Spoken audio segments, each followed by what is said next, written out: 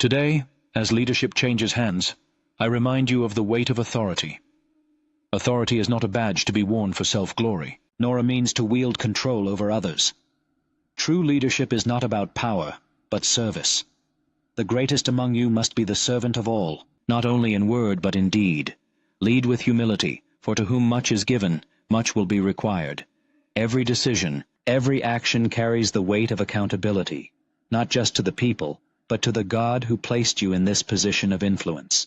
To those who govern, I implore you, remember the people you serve. Leadership is not a privilege but a responsibility, a sacred trust to uphold justice and care for the vulnerable, care for the poor, the stranger, the widow, and the orphan. These are the treasures of God's heart. Blessed are those who act justly, love mercy, and walk humbly with their God. Let justice, compassion, and truth guide your every decision, for a nation that neglects these values cannot stand. Do not sacrifice what is right on the altar of political expedience. Seek to be remembered not for what you gained, but for what you gave. To the people of this nation I say this with urgency: let not division or strife reign among you. A house divided against itself cannot stand. Blessed are the peacemakers, for they will be called children of God.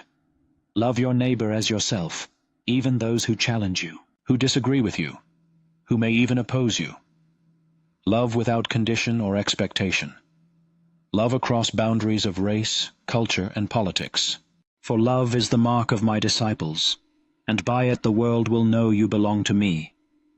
Do not allow bitterness, hatred, or fear to harden your hearts. The path forward is not through conflict, but through unity in my name.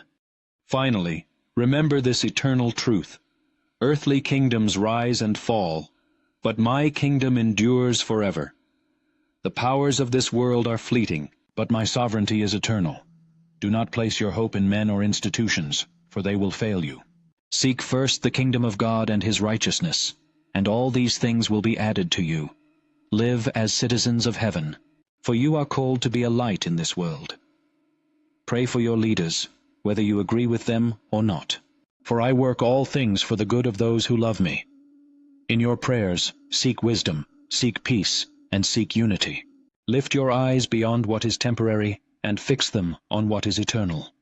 May you walk forward boldly in faith, anchored in hope, and overflowing with love. And the greatest of these is love, a love that transcends all understanding, all divisions, and all fears. Let that love guide you, for love is the fulfillment of my law and the reflection of my character.